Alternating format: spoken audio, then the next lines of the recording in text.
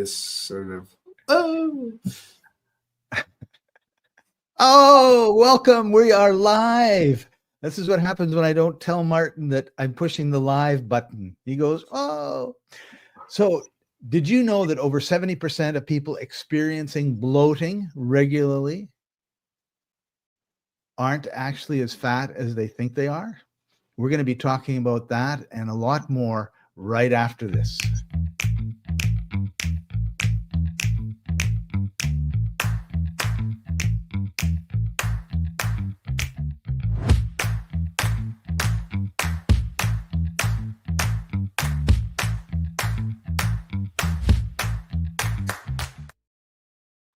Welcome, everybody. This is the Life Enthusiast online radio and TV network, restoring vitality to you and the planet. I'm your host, Scott Patton. Joining us, as usual, is life coach Martin Patella. Hey, Martin, how are you doing today?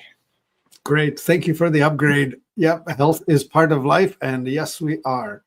And, you know, as you're going through saying radio and TV network, I'm thinking, oh, yeah, those are the dying industries. I think we're podcasting, and we should probably tell the world we don't want to go the same way as CNN is. They're just shutting her down. Poor people getting laid off because nobody's watching cable TV anymore. Right. So, Martin, getting into the blogging topic, because we just have half an hour today. When I go to bed, I go into the bathroom, I brush my teeth, I do my things, and then I turn sideways, I look in the mirror, and my stomach is out to an embarrassing amount.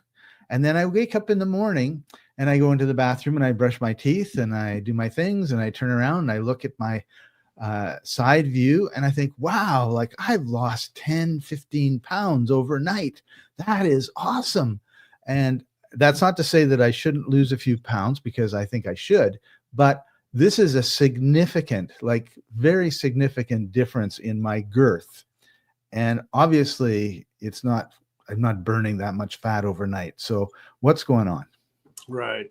Yeah, I've had clients tell me I wake up flat bellied and I'm going to bed looking 6 months pregnant. And what's going on is this. There are different ways of swelling in the belly. If you are swelling around the belly button, which is, I think, what you're describing here now, it's like you swallowed a watermelon. Yes. It is the small intestine. The small intestine is coiled in that space around your belly button, in that certain area, central area. And that poor thing is getting hammered by 1,000 little injuries, maybe more than 1,000, maybe 1,000,000. And these little injuries are causing water to flood into the cell.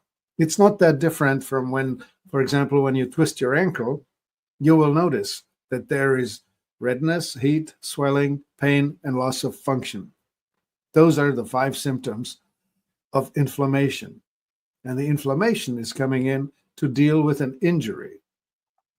So You are actually being injured in your small intestine by whatever it is that you're putting in your food. Okay. And here I was thinking it was like gas or something, but of course I'm not farting very much. So right. And so the gas is more the large intestine issue. And interestingly, your large intestine runs in an arc that starts at the bottom right side by your hip bone on the inside in the front, and it runs right up under your rib cage, and then it runs across in here, just under your rib cage to the left, all the way sort of around to the back, and then down, and then the sigmoid down and up a little ways, and then to the back to the colon. So if you're swollen right under your rib cage, it's protruding right there, that's probably your colon. And what should be said about it? Okay, the gas. Well, you can produce either carbon dioxide, methane, or the other more exotic things like mercaptane and cadaverine and putrescine and that sort of thing. So if it's not smelly, it's probably carbohydrates are getting underdigested into your colon if you're having gas, because you're just letting go of either carbon dioxide or methane, both of which do not smell. Okay. So that's carbohydrates underdigested, not consumed by the bacteria in your small intestine, allowing to hit the large intestine. Now, if it's smelly, it could be fat. And if it's really, really, really smelly, then it is very likely proteins. Okay. They smell like something died. Yeah. Right. So what are some of the causes of bloating? Well, okay, the injuries. How do you injure your gut? The most common ones these days are grains, especially wheat, because gluten, back when in the old days, I'm talking Roman Empire, when wheat came to the market, it had about 6% of gluten, and it was grown the tall wheat, and it was fairly primitive. Sometime around 1975, our clever what are they called? Researchers in the agriculture have created dwarf wheat, and they pushed the protein content past 12%, so more than double. And that wheat is what we're eating today in North America, and it's not a good thing, because the gluten is that which punches the holes in the integrity of the small intestine. The common way of talking about it, leaky gut. They're supposed to be villi that look sort of like blades of grass, and these villi are supposed to mat together to create a surface such that only fully digested amino acids and other nutrients can get through the openings. Think of it like the grass on the center court in Wimbledon. By the baseline, it's worn from all that traffic, and you can pretty much see the dirt. And if it rains, they can't play on it because they are walking on mud. In the intestine, when you wear off these villi, all of a sudden they're shorter, shorter, shorter until they're none. And all of a sudden you're in the celiac territory. And what happens is there are these gaps between. And if you see this gap, that's where underdigested bits of food will go through and into your bloodstream and cause all kinds of havoc.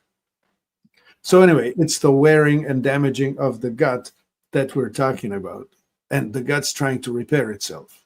And when you're a young guy, sorry to keep not letting you have a word, but if you're a young guy, well, here's what you want to know. This surface is only one cell thick, so it's easily broken, easily punctured. So if you're young and full of enzymes and ready to repair, even though you may eat spaghetti for lunch, by dinner time, you are fixed, you're repaired, because there's so much repair power. But as you age, the enzyme supply goes down and the speed of repair is slowing down.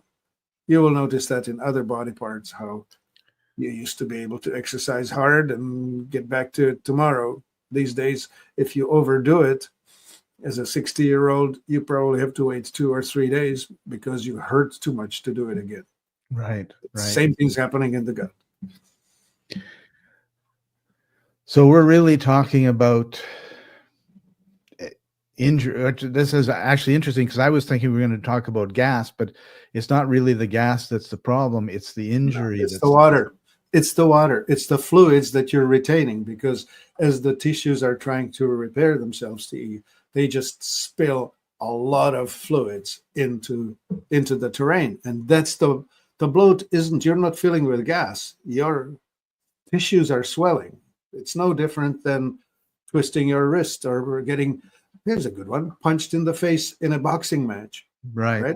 I mean, if you get your face punched a whole bunch, you're going to be swollen like, I don't know what, a punching bag.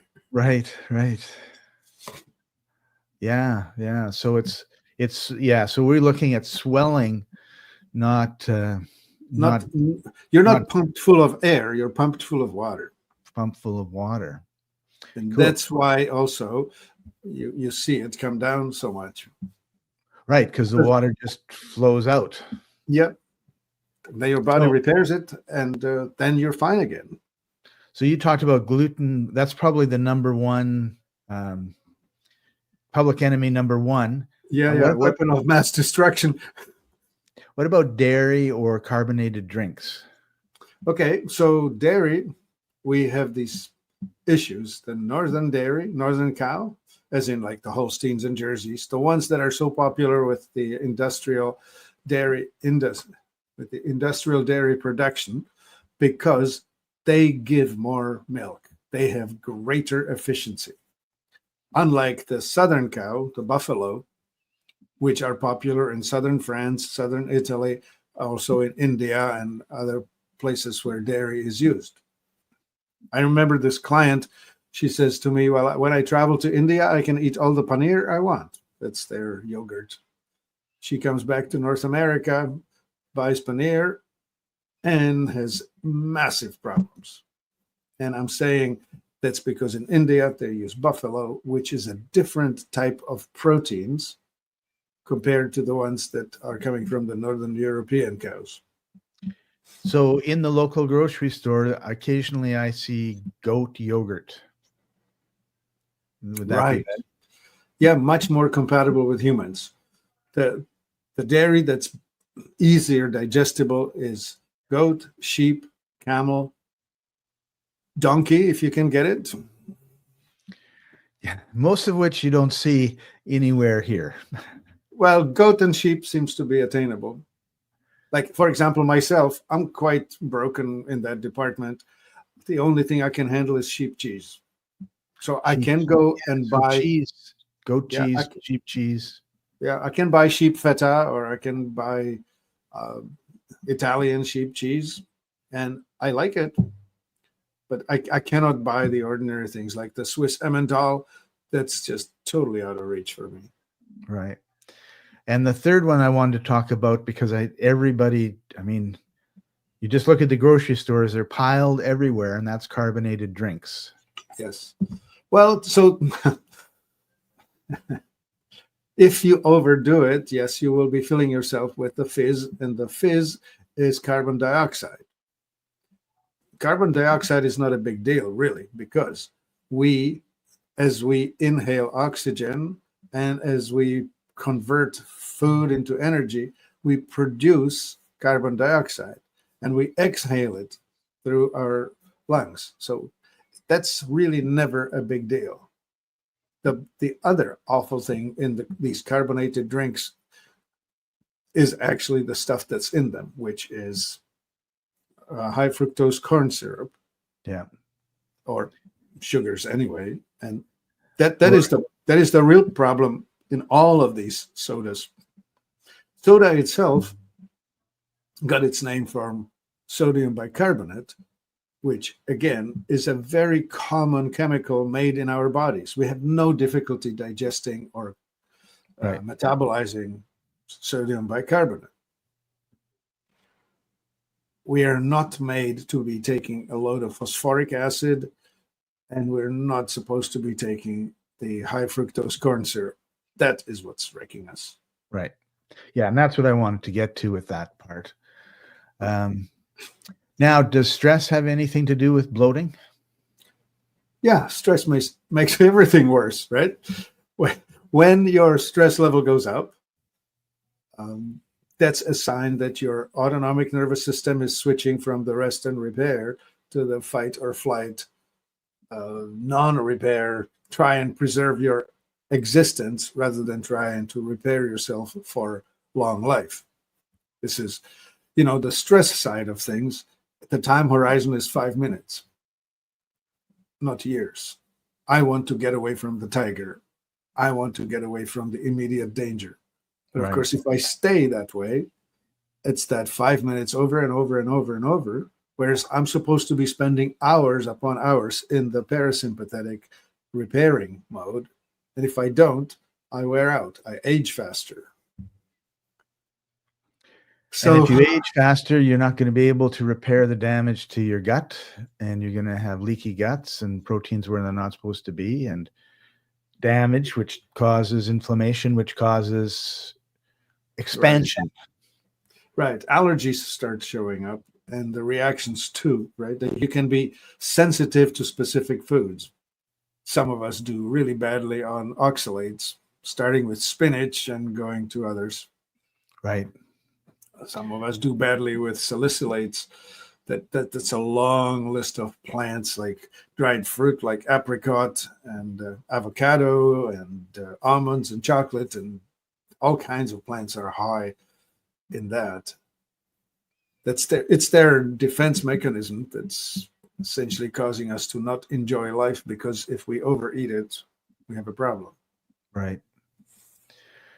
And people who are really, really unwell in their gut department, in their microbiome department, they do really well on foods that essentially shut down the microbiome. That would be beef and nothing else. Or, yeah, that would be probably the best recipe, right? If you switch to an all animal meat eating diet, you are essentially shutting down the microbiome, because microbiome lives on fiber, carbohydrates, and oligosaccharides, stuff that is in the plant kingdom. So when you eliminate that altogether, you're putting your microbiome to sleep. Is that a good thing?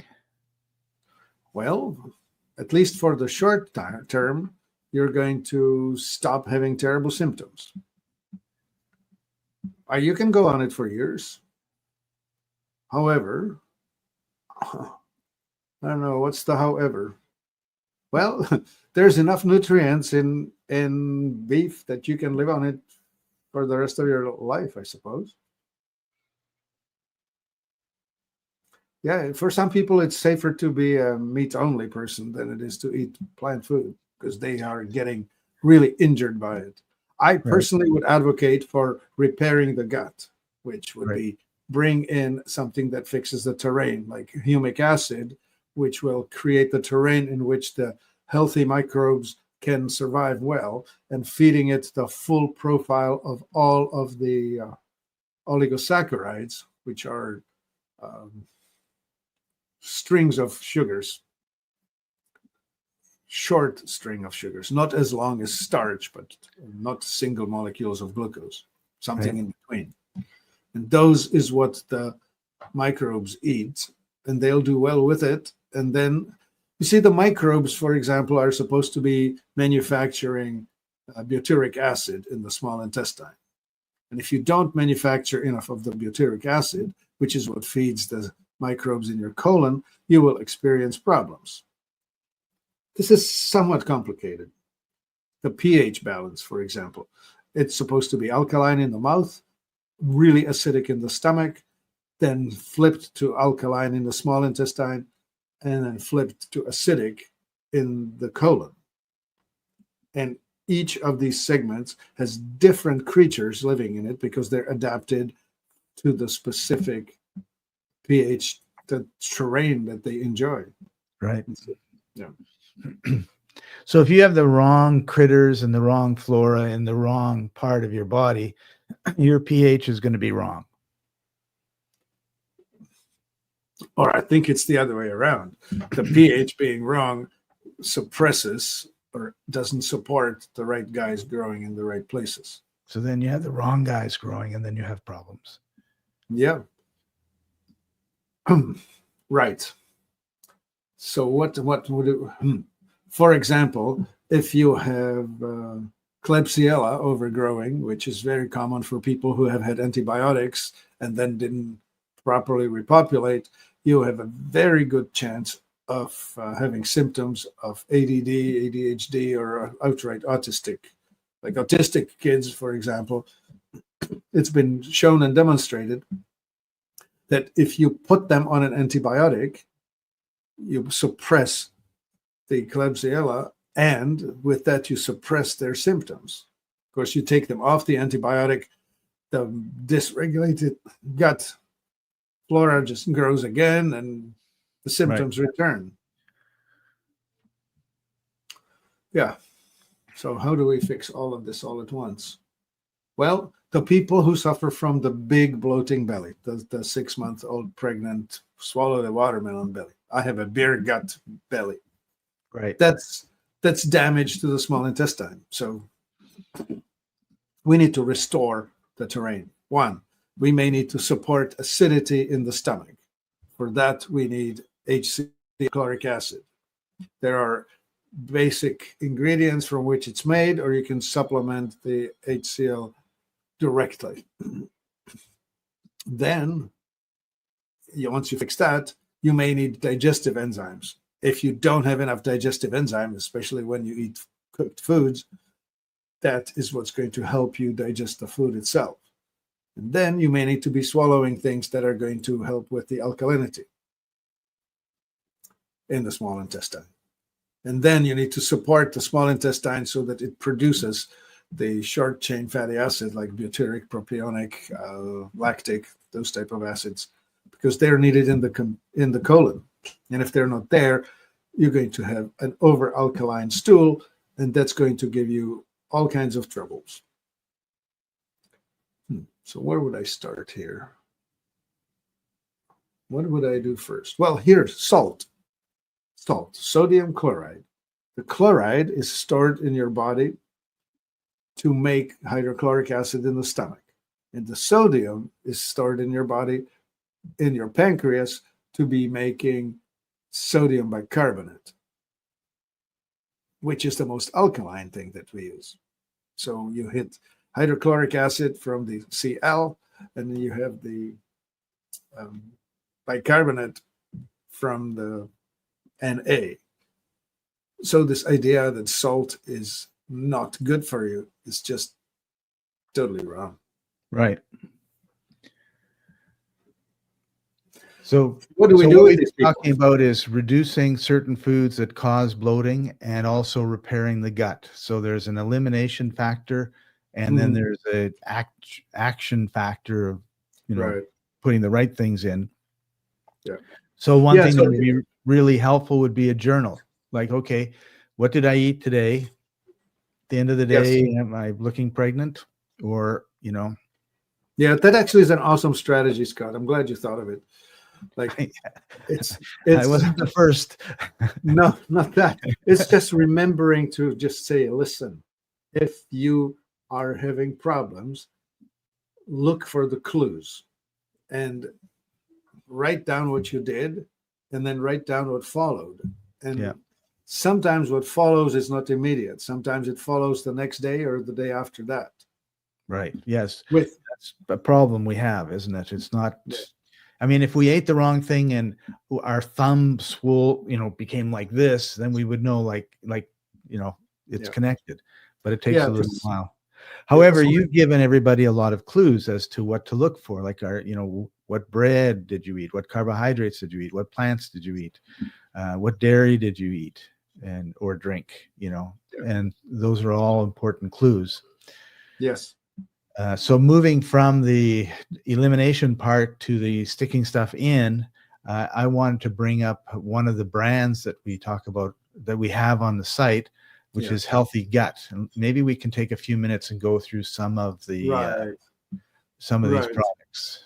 Well, so I mean, if I were to try and do it in order, the tributyrin, that is a product that helps the body make butyric acid. Actually, it supplies it. It's actually butyric acid directly supplied. So if you have chronic problems like sometimes diarrhea, sometimes constipation, things are not working right, you try this. It will probably balance you. Okay. Yeah. The next one down below is called holozyme. That's an enzyme. And it's a beautiful name, holozyme. Holos as in everything, the whole big picture. There are enzymes here that are properly tuned to the different stages of the entire digestive and eliminative system. So it will cover all the stages. So anyone who's eating cooked food, or anyone who's not just having a very easy time digesting, this is a great thing. Take one with every meal. And then the HCl, that is an awesome way of strengthening your digestive power. This is especially for people who experience burping, gas in the stomach, right? The problem with the stomach is that what we often call heartburn is not too much acidity. It's not enough of it. Wow. Because the top valve, the one between the esophagus and the stomach, will close when their acidity is strong.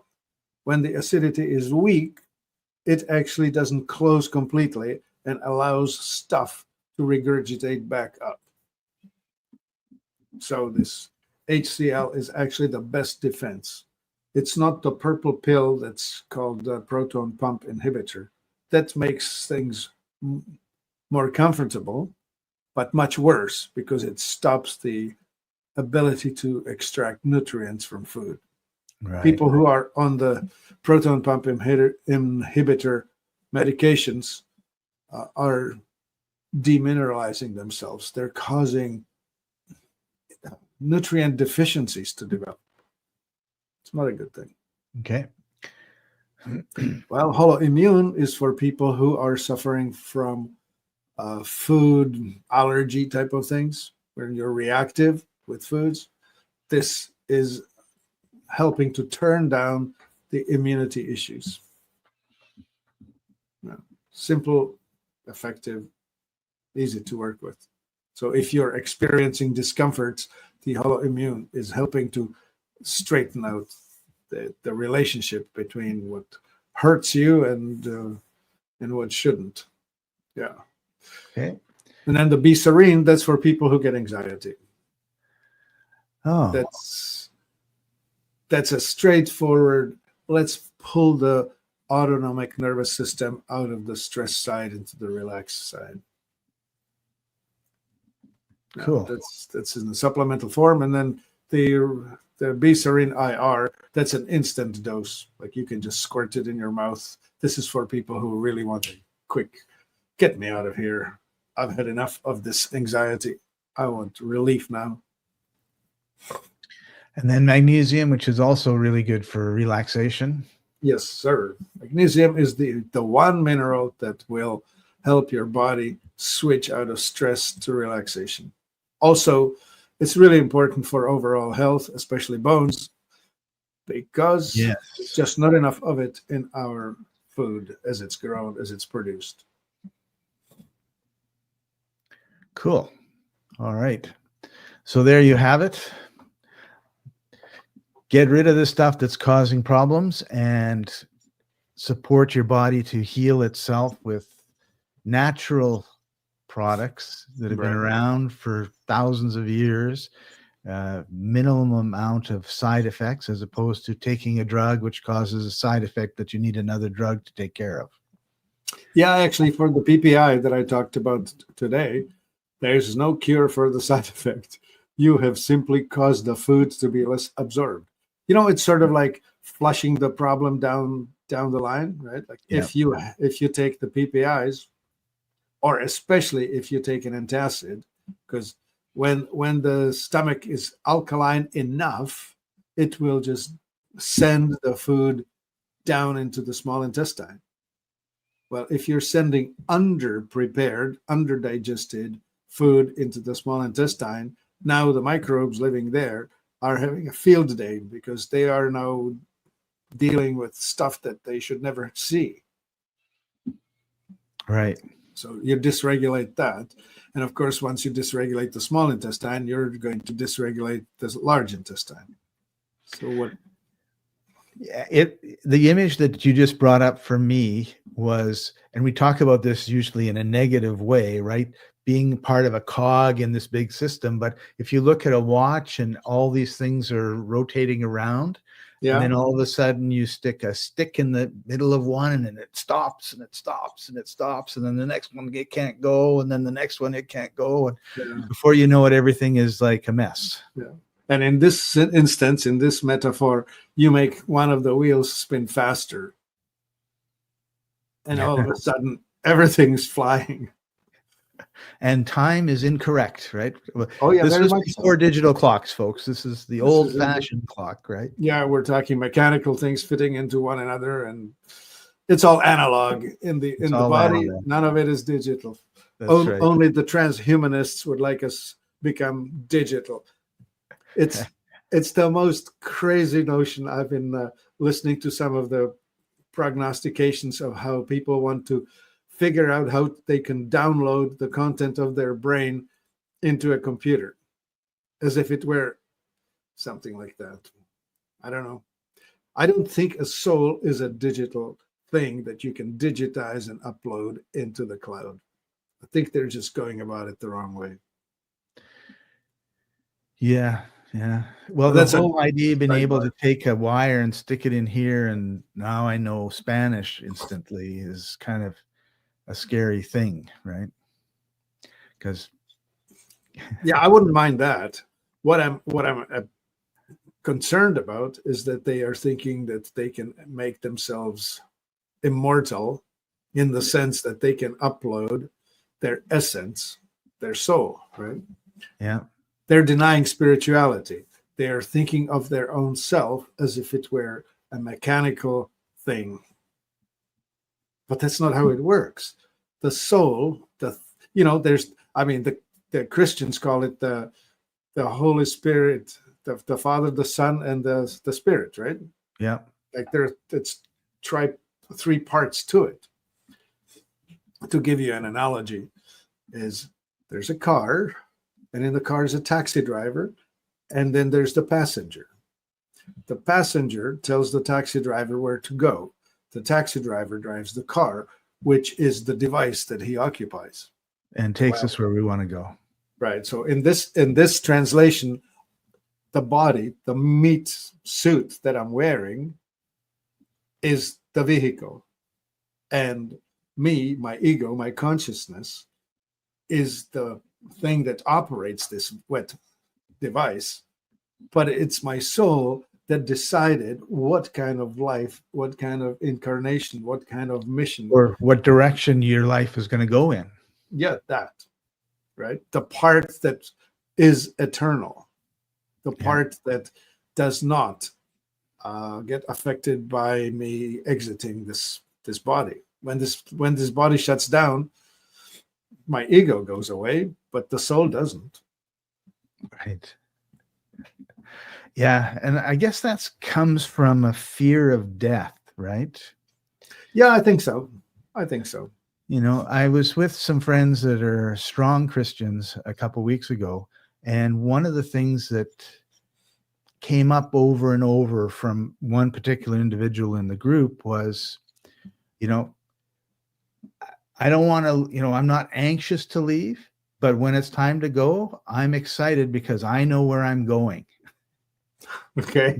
I had never seen anybody with that enthusiasm, right? Like, I'm not going to kill myself. I'm not going to do anything that's, dangerous, that's going to cut my life short early.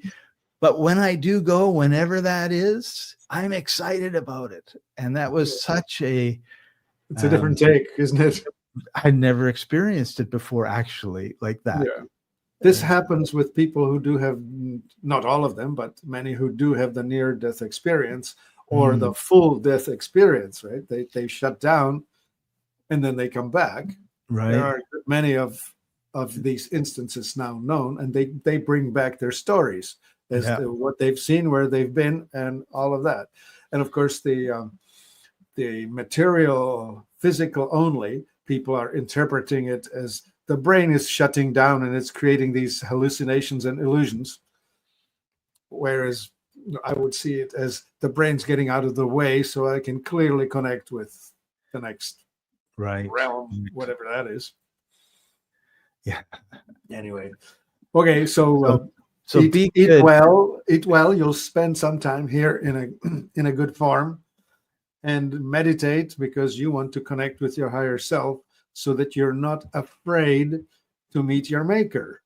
Right. Arrange your affairs in such a way that meeting your maker is not going to be an experience like a dog who just ate the shoes and the master comes home. I don't know if you've ever seen a guilty dog, but Yeah.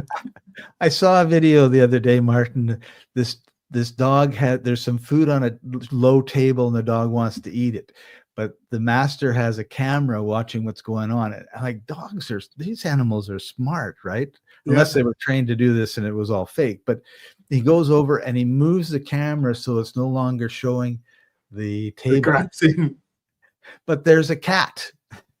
So he goes over to eat and the cat moves it back. Okay, it's too much. I think that was staged, but I think it's pretty funny. It's pretty funny, yeah. So with that, everybody, we normally say we're going to go over to Telegram, but we're not today. We're doing some traveling. So next week or on Sunday at 11 o'clock Pacific time, you can join Martin on Telegram, and we'll see you next. Actually, correction. Sundays at 9 a.m. Pacific, noon Eastern. Oh, sorry, noon Eastern. I have it wrong in my calendar then, because I just looked at it the other day. But anyway, we'll see you next week. Next month is Heart Health Month, so we're going to be focusing on the heart, and that'll be exciting. The cardiovascular health, you lose that, it's over real quick. Yeah. So thanks for joining us, everybody, and we'll see you next week. Bye for now.